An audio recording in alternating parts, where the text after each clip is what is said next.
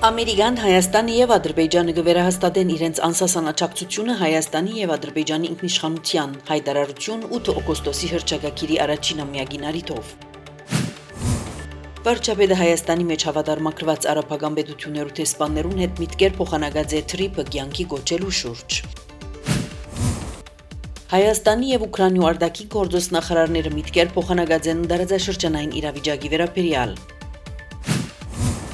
Լիբանանի նախագահը Իսրայելի հետ բանակցություններու մեջ առաջընթացի մասին հայտարարեց։ Թուրքիո խորհրդարանը ընդունեց Քյուրդիստանի աշխատավորական կուսակցության գազམալուծման եւ անդամներու համաներման օրինակից։ Ռուսաստանի մեջ արգելած են միակ հակապատերազմական կուսակցության Յաբլոգոյի մասնակցությունն ընտրություններուն։ Սուրիան հերակագարկով մահապատիժի դատապարտած է Բաշար Ասադին։